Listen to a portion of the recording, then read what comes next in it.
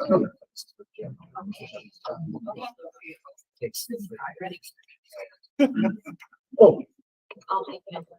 All right, I'm going to go ahead and call our meeting to order. It's April 11th, 6 p.m. and this is the regular meeting of the Board of Education of Manitowoc Public School District.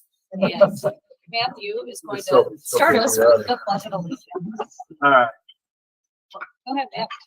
I pledge allegiance to the flag Of the United States of America and to the republic for which it stands, one nation, under God, indivisible, with liberty and justice for all.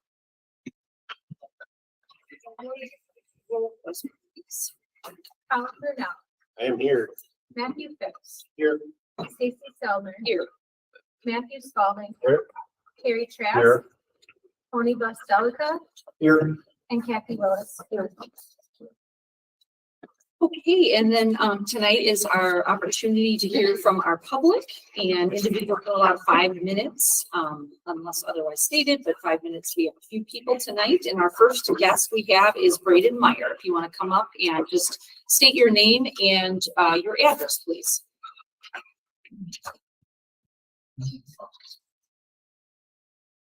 All right, good evening, everyone. My name is Braden Meyer, address 1710 Whitewater Drive. Once we were told by a great thinker, all that is required for evil to triumph is for good men to do nothing. I will not be a man who stands by while society slams the self-destruct button. In my own high school, there exists a club known as the Gay Straight Alliance. Schools should not have these clubs that encourage students to seek affirmation from others to make their worldview feel more legitimate to them. Any clubs related to the LGBT community confuse kids and typically encourage them to transition, causing permanent irreversible harm to the body. This will be encouraged as having this club will lead to the formation of a pride club. These clubs take advantage of confused teens at a vulnerable time in their life, harming them rather than trying to find help for them. This is worse with teens experiencing gender dysphoria. Schools should not be getting involved in a minor's sexuality. This is ultimately unethical. At Lincoln, there used to be an Embracing Diversity Culture Club. Now, there is one called Diversity Club. This shows that these clubs are evolving and will most likely create this Pride Club. In the 2021 to 2022 Lincoln Yearbook, the GSA is described as a quote-unquote happy, safe space. All these safe spaces do are limit a student's First Amendment protected speech on topics like this. You cannot say anything that doesn't go with the current agenda without being disciplined. Debate is shut down because of that. This is the government telling you how to think, censoring, and that one point is more important than the other. That is anti-free speech, a complete principle to the founding of our nation 7 years ago. Schools should be teaching kids how to think, not what to think. No school should have these types of inherently political units. That is a crucial dynamic to eliminating the politics from public education. Who knows if this type of club or related activity is going on in our middle, elementary, or kindergarten schools? Imagine if this is going on at Riverview. I could not bear the horror of having such a club for kindergartners. I know a student who was given an assignment on the LGBT community in middle school. That is far too young to discuss topics and not the appropriate environment. There is already a yearbook photo from last year with a pride flag and a senior picture. That was obviously influenced and possibly encouraged by such a club. Pretty soon, there will be alliances for other sexualities like bisexuality and asexuality. There is nothing special about certain sexualities. This kind of behavior could have been influenced by staff as well. If you go on the Lincoln Anime Cosplay Club website, you will see one of the group's teacher advisors stating, quote unquote, "I am a proud member of the LGBTQ plus community." as if a picture of a male teacher wearing a girly pink wig is not weird enough. Current board rules state that teachers are not allowed to show a bias on controversial subjects. This is a clear violation of that. Furthermore, on this same website, two people are mentioned, with one asking to be addressed with he, him pronouns, while the other says any pronouns. This is a denial of reality. On the first day of class this school year, a teacher told his class he is gay. Why a teacher would do such a ridiculous thing is beyond my comprehension.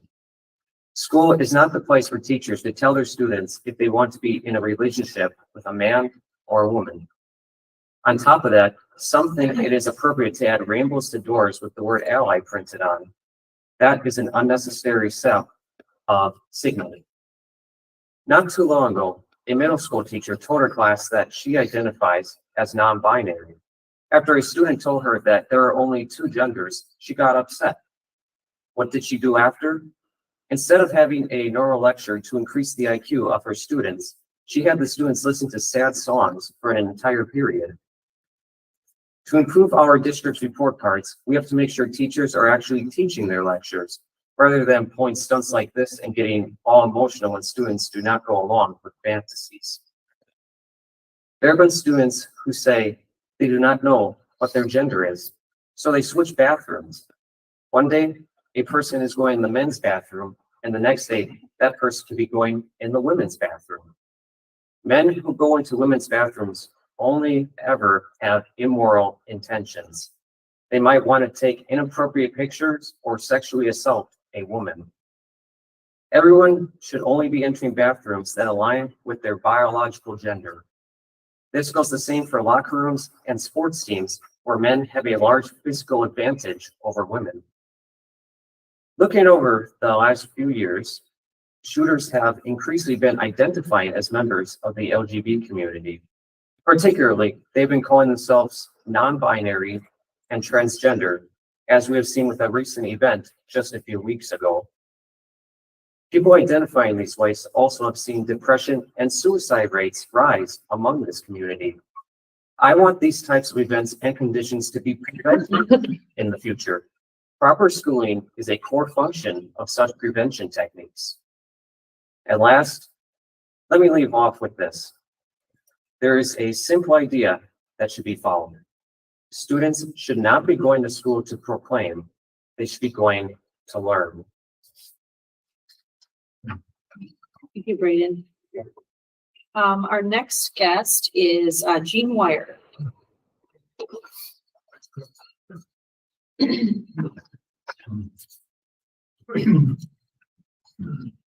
I'm Gene Wire, 6300 Hartland Lake Road.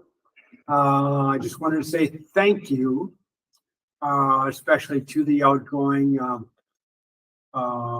members. Okay, thank you very much for all that you've done. Obviously, a very difficult situation. Performance on the low side. You did so many different things to try to get the ship turned around, and I certainly appreciate all that you've done. Okay. To any new members that might hear this, I certainly hope that you'll take a look at the work that has been done and take a look and make sure that you just don't flippantly think that, well, maybe it could be done differently. You need to take a look at the work that's done and continue on, prove it out, and make modifications if necessary. But once again, thank you very much. I know it's a difficult job. I know that you put in many, many hours. Certainly appreciate it. Thank you. Okay, and our next guest is Marilyn Wire.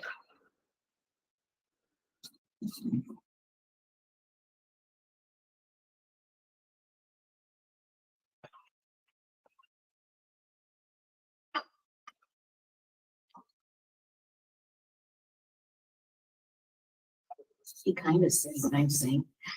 I'm Marilyn White, 300 Hartwick Road. I want to say thank you. You all have done a tremendous amount of work this past year. Keep up the great work. We all appreciate the great work you've done on the school board. You helped identify the serious problems and failures of past years under previous leaders and have initiated steps toward the right direction. Thank you for getting our new superintendent, assistant superintendent. Thank you for helping initiate SFA to all our children so they can learn and read to be successful in life. Thank you for your wisdom in identifying behavior as a major cause of children not being able to learn. And thank you for your wisdom in forming the ad hoc behavior committee under the leadership of Kathy Willis, who developed a code of conduct which was not present or followed for many years. Thank you, thank you. I hope the new board members will pick up from where those have left off. I hope the board as a whole will continue the great progress toward helping our children learn and be successful.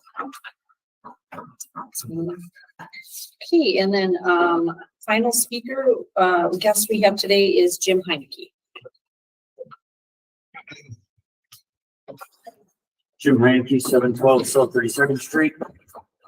Guess I'd like to start out by saying, Colin, thank you for all that you've done, especially when your back's kind of against the wall, still asking the hard questions, even you knew you were going to get blown out in the boat, but did it anyway. Started to put a spotlight on it. And, Stacy, thanks for having his back on it. Kathy, thank you for your work on with the committee, and hopefully everything will keep going in the right direction. But that being said, there is an issue that I'm kind of lost about. 3 of our board members had run on wanting to improve schooling and improving test scores.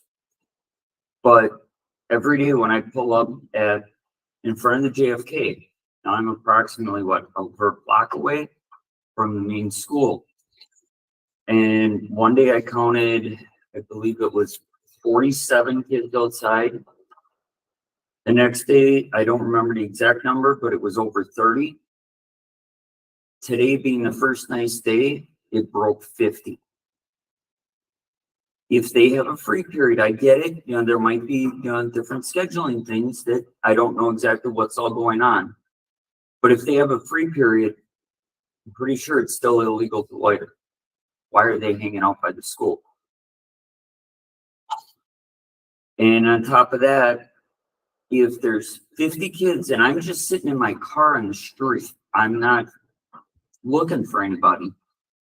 That's approximately 3 classes, 3 full classes that could be learning. So what's going on there?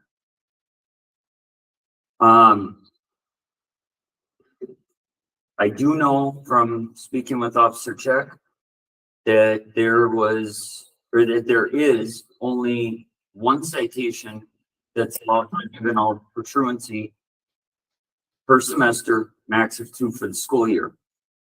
When I asked her why, that is what happens after that. Because if a student goes, gets the citation, goes to court, doesn't do what needs to be done, what's the consequences? The only consequence she had was they fall further behind in school. I do have a quick 20-second video that I guess I'll let it finish off with. And holding students accountable.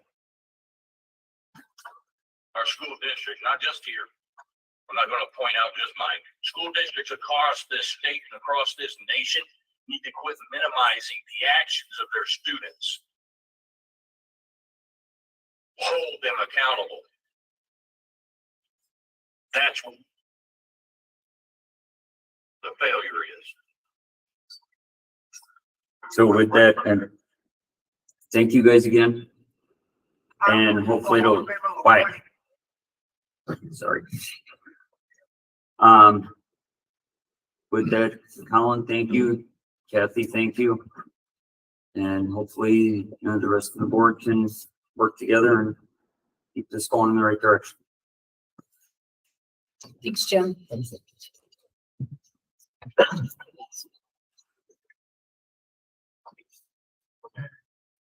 Okay, thank you for all. We're going to close public input now and move to our consent agenda.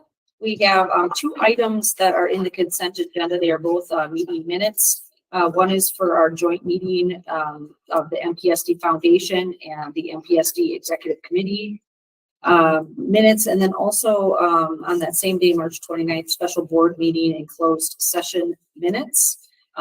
Is there anything anyone would like to take off of the consent agenda tonight? Okay, seeing none, I will need a motion in a second. I'll make a motion. Hey, Kathy makes a motion. Also, Okay, Tony Blastelica making a second. Any discussion about the agenda items? Okay, seeing none, all in favor signify by saying aye. Aye. Any opposed? Okay, motion carries. And we're going to move down to our report of the superintendent. We do have our payment of vouchers, and I would be looking for a motion and a second to approve those. I'll make a motion. Okay, Colin Burnell, a motion. I'll second. And second by Kathy Willis. And any discussion or questions from Angela about the payment of vouchers? Okay, seeing none, all in favor signify by saying aye. Aye. Any opposed? Okay, motion carries. And we do have the monthly financial reports. And there's no action required, but is there any discussion or information, Angela, you'd like to present or highlight? Nothing too specific, just we'll follow the same format as we don't have 2 years of financial data in the current system. So we'll use this through the first calendar year. You know, we have some claiming coming up that we need to do, but we had just a substantial amount of funding that came in through state aids in the past month. This brings us up full today. So, you know, things are coming pretty close to the past year as we expected at this time. Okay, excellent. Any questions for Angela? Okay, and then we do have our monthly donation list. If you remember, this doesn't require an action unless it's above $5,000, and there weren't any, but we are just including this as a way to show you who has donated so we can thank them. So Angela, do you want to just highlight the people there that or organizations that donated? That would be great. Yeah, Shady Lane had donated $500 for the youth apprenticeship night, and then we have Daycare Clinic donate $2,000 to Toronto. So thank you so much for those donations. Any questions about that or for Angela? Okay, and then we do have the personnel report, and Mike would like to take a motion in a second on that. I just want to bring it to your attention that Addison Fowler, his effective date is not 6/3. Just a little typo. It's 6/30. You can see that the typo went 03 instead of 30. Oh, yeah. Just make that little note as we move that forward. Thank you. So we would be making a motion in a second with the change. And do I have a motion in a second to approve the personnel report? A motion. Okay, Andy Spalding, and second by Carrie Trask. Okay, any discussion at all? Okay, all those in favor, motion by saying aye. Aye. Any opposed? Okay. And then we're down to our restructuring staffing update with Jim.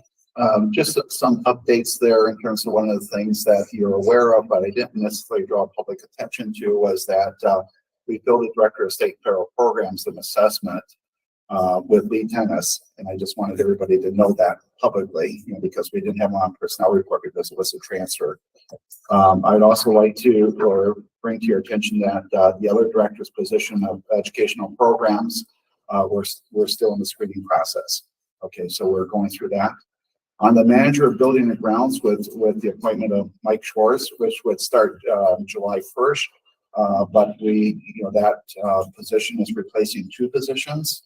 Okay, and the person that we had, Austin Block, is taking another position.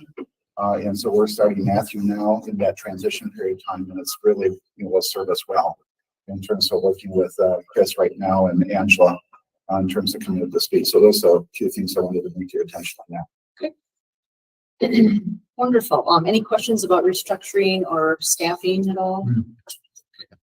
All right, and our next item is our student art selection and display. Yep. Thank you very much. This was really great when we were talking before about visiting the art fair, and there's been a past practice here in terms of where the school district has purchased art, and Kathy has been very instrumental in terms of working to help bring this back, following COVID. And so, Kathy, I thought it would be beneficial if you could maybe share an update in terms of how we're proceeding with that and where we're at with it. Hey, thanks. Yeah, I'm really excited because it's a return of purchasing art from students. We haven't done that for several years. And so I actually got to take this on a little bit myself and forward myself in this. And so I made some selections. We're still working on that with teachers. They were notified before they took down the show. So the selections that I made, I notified the teachers with photos, and you can see some of the works that I selected. What we're doing at this point is doing one per level. So it's one elementary, one middle, and one high school. So in the past, we used to do one for each school, but trying to be cognizant of costs and things too is at least a starting point. So we'll be purchasing 3 of them for the school year. The teachers still have to work out who that would be. So they have to make the offer to the students, and then of course the students need to agree. So I kind of have various selections going down like the list. So you guys can see those here. The students will be receiving $50 a piece. And in the past, there was like 10, 25, up that a little bit. And then the MPSC will incur the cost of having them framed or so that they can be professionally displayed and put up here in the district office, be part of the permanent collection of the MPSC. So I'm very excited about that return. And so we're just waiting back to hear from the teachers. I want those students, if they've approved their works being here or not. Some of them I'm hoping we get no matter what, just because they can do multiple. There's 2 of them that are actually photography, so they'll be easy for them to keep one and reproduce one for us. I have yet to hear back from them, so just waiting on that. So the students will receive $50. We're also working with Lisa Sink over at CISA 6 to come up with a certificate for the students.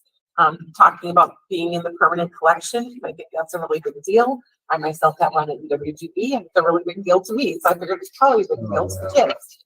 So, so look at the $50, the certificate, and then we'll have some kind of photo op with Jim and the students, maybe their principal, and then they'll be all over in Focus, which will be sent out to all the employees, and then hopefully it can be something like in a website or with parents, maybe at least through their school websites. We haven't figured out all those little nuances yet, but we want to make sure that those kids can see their accolades. We do that for sports all the time, so I'm excited that we're doing it in the arts. So that's where we're at.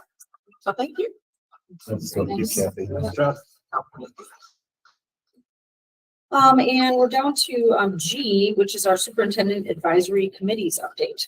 I was really pleased. We launched the last couple of Mondays. The last Monday in March, we launched the PTA presidents group, and that was really good. And we had a number of board members in attendance, and I think that that's going to work really well.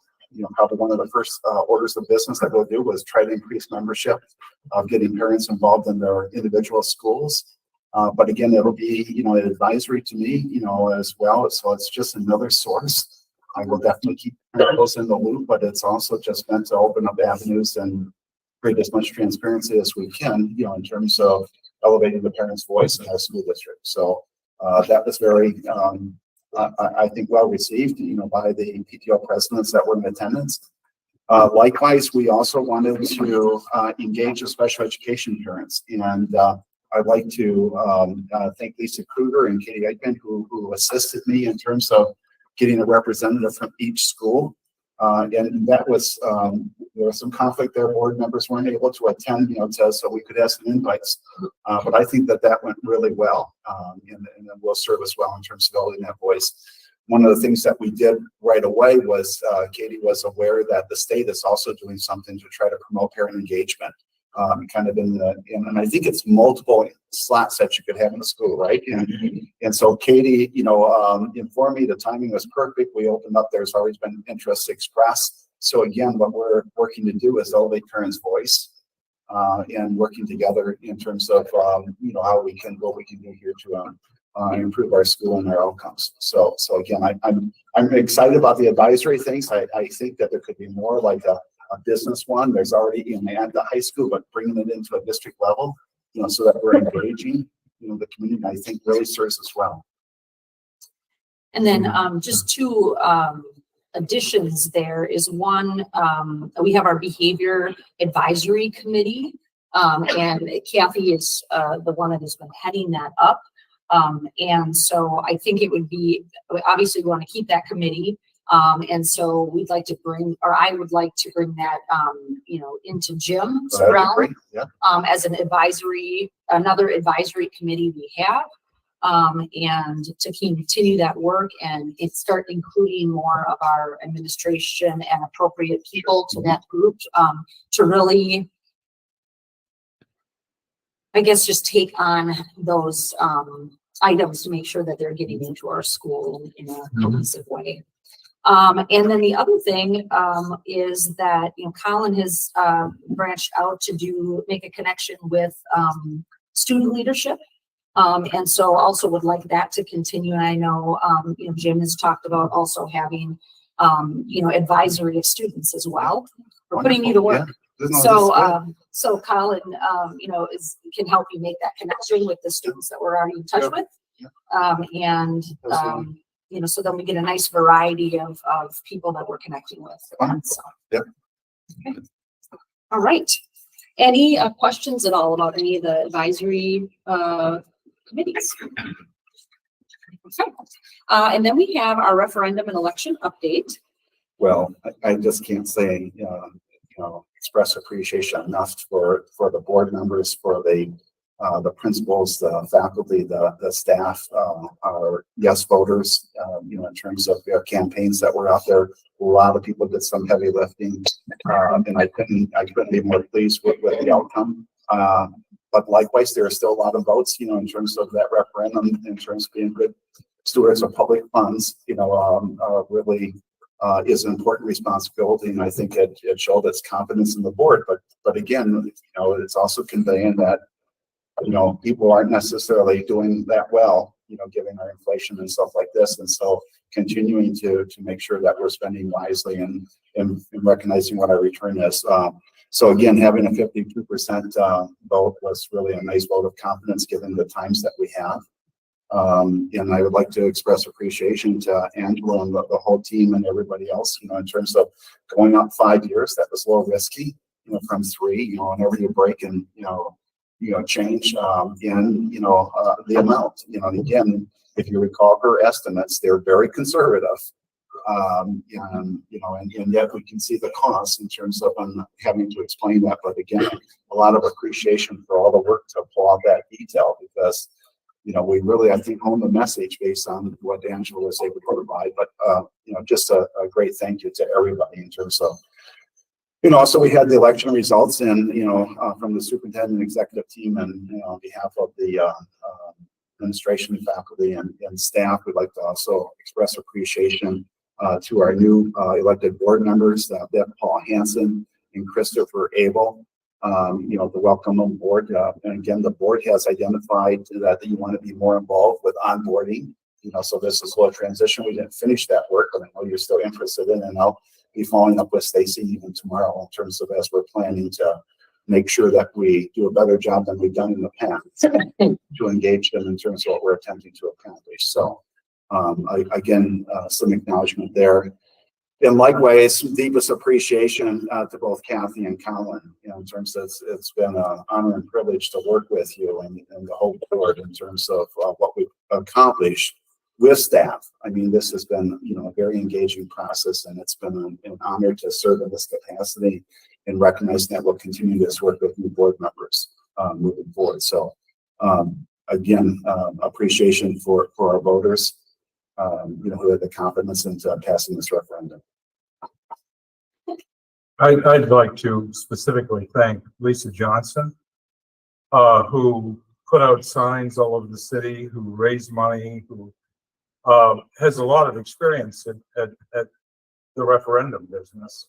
She tells me this is probably her last one, but I really do think that Lisa was a hero for us in this regard, and I appreciate her work, and I'm sure you do too. Thanks, Lisa. Thank you. With that, also, I think there was a commitment demonstrated by the board, that we're not done with that, in terms of we started advancing our position to our legislators. And I think we're establishing a platform. And again, as we've looked at governance, we've talked about the importance of that. So again, I think we've launched some new things here, relative to what our advocacy will be, for this community. So, again, appreciation for what we set up, to continue with.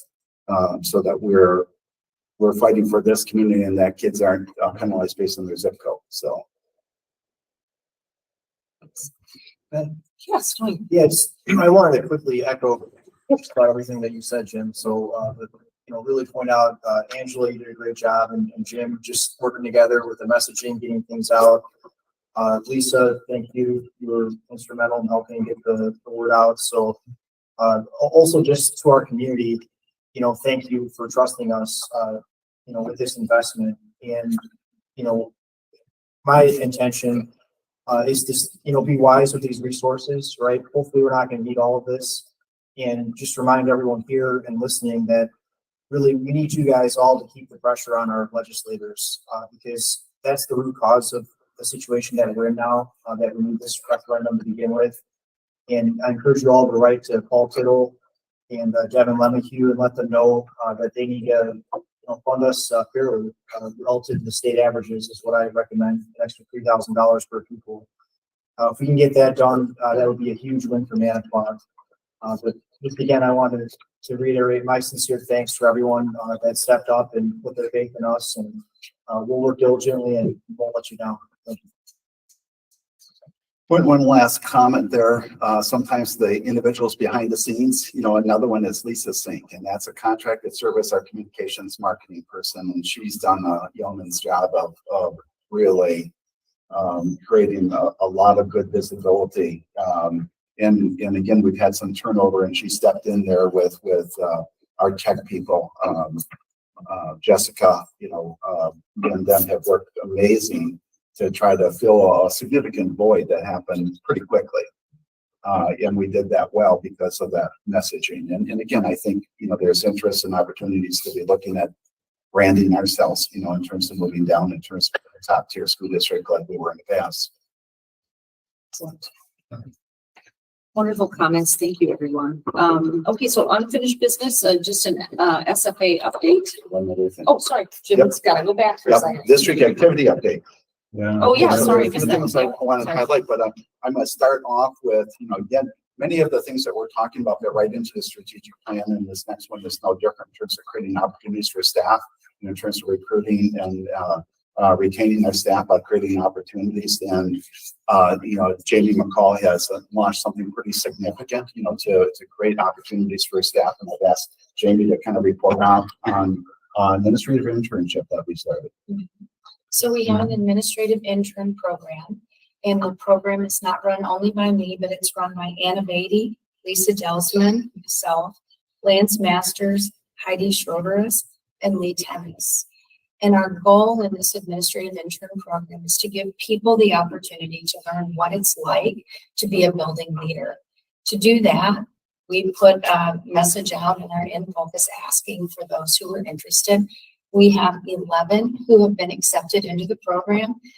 They had to have administrative recommendation. They had to supply some type of intent, so like their resume, things like that. And they had to have a message from one of their colleagues. All of them were very strong. When I read these names, I think you're going to be impressed. The program will run from May to next December. And during the course of that program, we will have guest speakers and we'll cover things like board superintendent, community relations, school finance, behavior and how to deal with behavior from a systemic issue.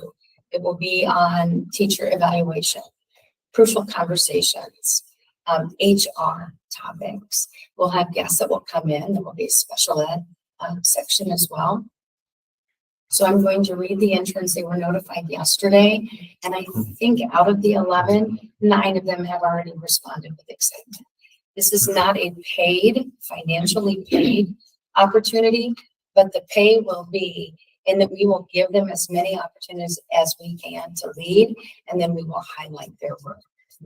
So it's Megan Benny, Dana Bonko, Jennifer Hartman, Jenna Madke, Brenda Heidemann, Christopher Callan, Kara Erlinson, Amanda Picala, Robert Schneider, Amanda Siraki, and Jill DeRocher. And all of them have accepted the invitation, and we're really excited to get started. So we will bring them to introduce them to you at one of the meetings. Thank you, Jim. Do you have any comments or any questions? That's just a really cool idea. That's a great program with the sound of it. I mean, honestly, to put at arm's length burnout and things like that, among other things. The growth of faculty members is just like, just keeps the vitality going. So I really think that's a good idea. And what a strong group of people. Mm-hmm. It is. It's Those are not people who have just fall through the cracks. They've been leaders in their rights already. So that's really cool. Few last things. It was in the third quarter, March 31st. There was a staff development day, and what was again amazing, because a lot of the success for all is a distributed leadership model, and this was just another evidence in terms of how important it is to engage people and to empower people, to come together. Yesterday, the principals put on most of their professional development, which was introducing SFA with some assistance. They had some, training beforehand, but the engagement level is really already significantly high. Where this isn't just from central office now. This is now already out into the field, so to speak. And so again, I'm anticipating that we'll have some momentum building here, and really expedite what we're doing. Spring sports are underway, so check the athletics calendar on the website. Also, Lincoln High School and Coach Michael Longmire earned national recognition as a NHSSCA Program of Excellence, which is, really, amazing. And I want to make sure that I get where did I mark it down? Okay. So, with this, the National High School, its Strength Coaching Association is proud to announce that Lincoln High School has earned Distinction Program of Excellence for the 23-26 period. This honor recognizes that this high school strength and conditioning program operates at a highest level of professionalism. And to earn this honor, Coach Longmire and Lincoln High School have displayed excellence in safety, quality, efficacy, outreach, and highlighting. They have additionally displayed excellence in computing and education and technology usage in their strength and conditioning program. So nice recognition there.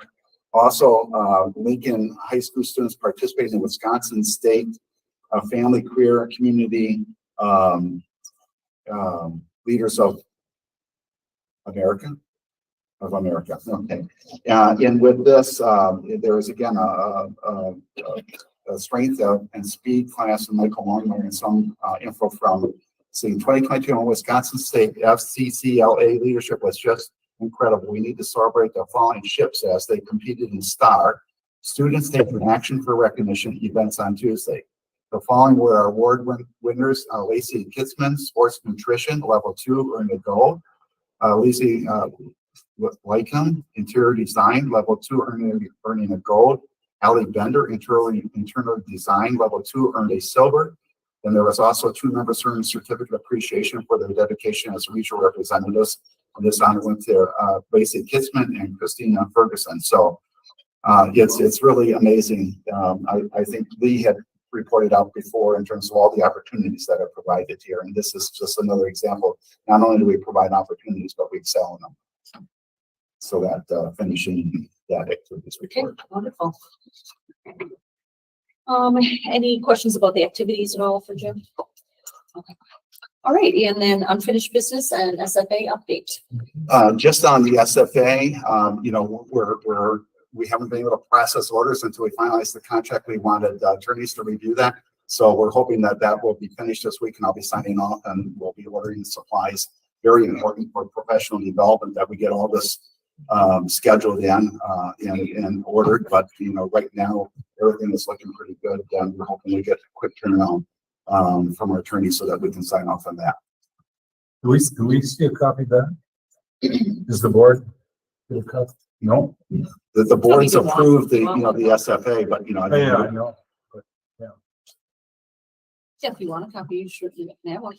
But we're not taking any action on the contract. No. Okay.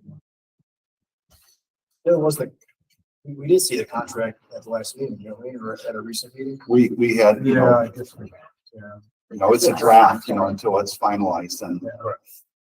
you know, again, a lot of it's, you know, based on estimates too, you know, there could be some adjustments, but, you know, for the most part, you've seen the contract, you know, in terms of what those parameters are.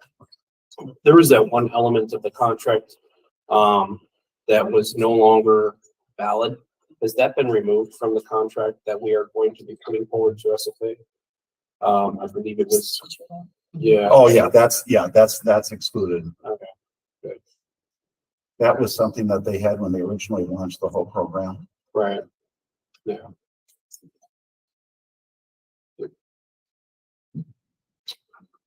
So that's my report on this.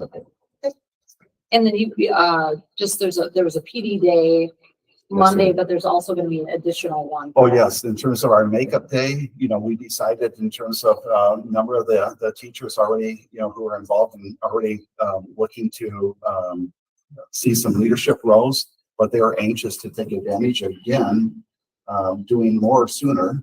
And so what we've elected to do is to have that makeup day be another professional development day where, again, they can embrace SFA and just get that much more geared up sooner. Wow. Yeah, please do. So our professional development day was yesterday. Our building principals, along with a number of building leaders, teacher leaders, led that professional development. It was a 3-hour session. It was broken into 3 parts. The first part was the overview of ELA.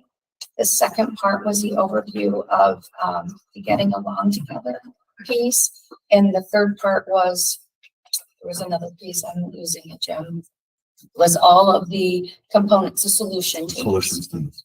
Right? So we broke that out, did just an overview, and then we allowed people to look at more information. What we will do from there is take their questions and any wonderings they have, and we'll develop the May 19th meeting, or May 10th, the next professional development meeting. By then, we will have our SFA coordinators in place. Those interviews are this week.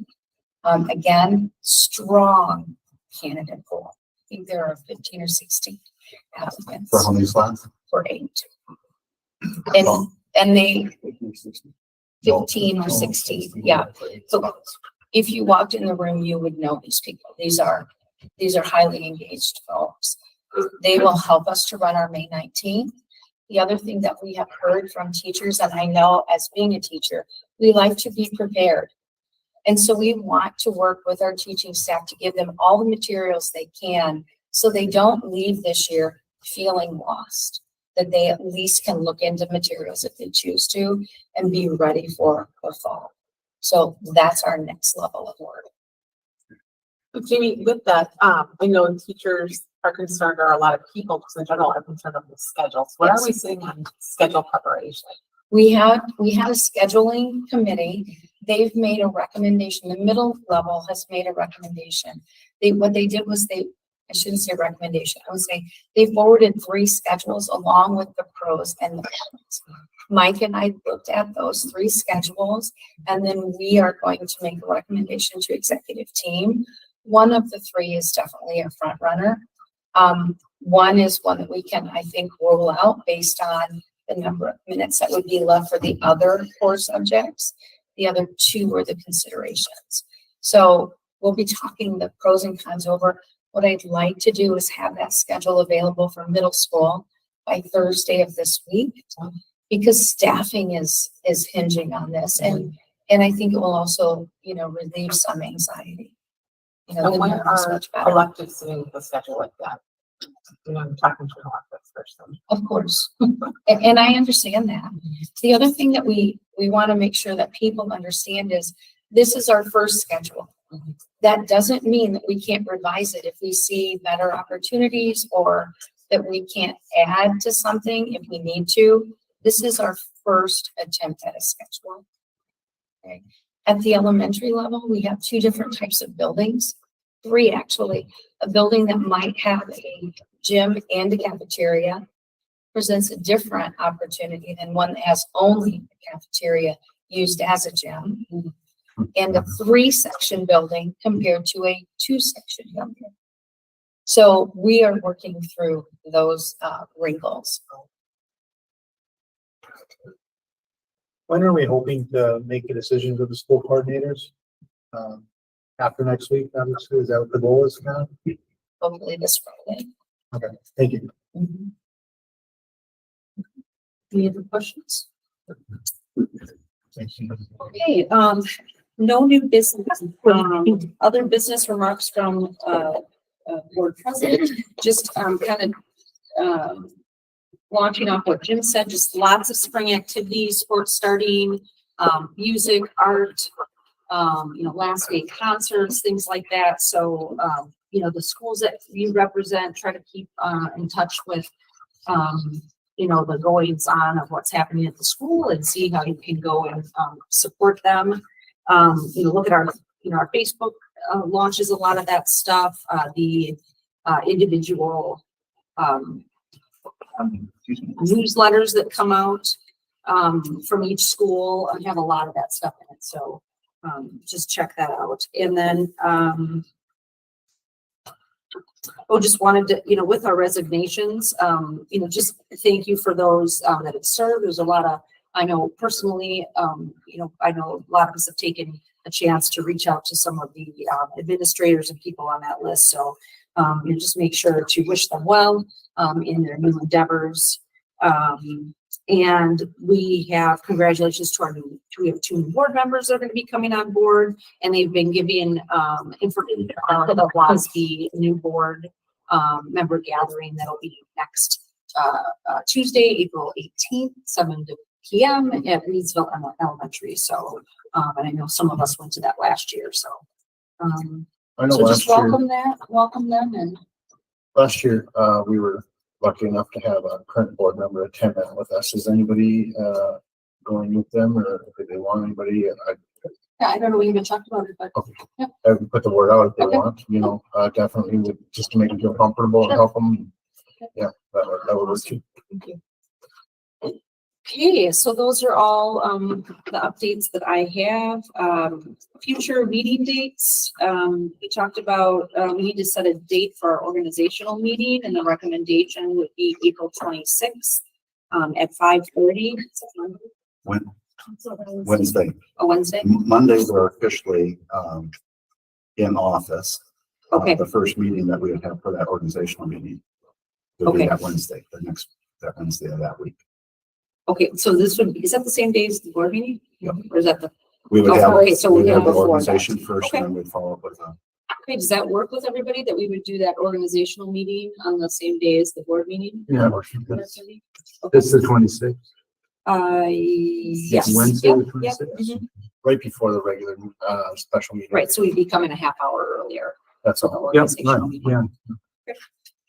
Perfect. And I don't think we have any other, do we have any other meeting dates set at this point? I don't think so, right? Okay. Okay. All right. Well, that is all that we have for our general open meeting. We do need, so we do have some closed session items. So the Board of Education will vote to convene in closed session for the purpose of considering the following matter. considering the employment, promotion, compensation, or performance evaluation data of any public employee over which the government body has jurisdiction or exercises responsibility. This meeting is authorized pursuant to section 19.85 subsection 1C of the Wisconsin statutes. And the two items are negotiation parameters and personnel matters. And we do need a roll call vote. I need a motion in a second first. Okay, I'll make a motion. Okay, motion by I'll second. Colin Burnell. To go into closed session, second by Kathy Willis. Thank you. Colin Burnell, Aye. Matthew Phipps. Aye. Stacy Seldner. Aye. Matthew Spalding. Aye. Carrie Trask. Aye. Tony Bostelka. Aye. And Kathy Willis. Aye. Thank you. Okay, it's 6:50 and we're now into our closed session.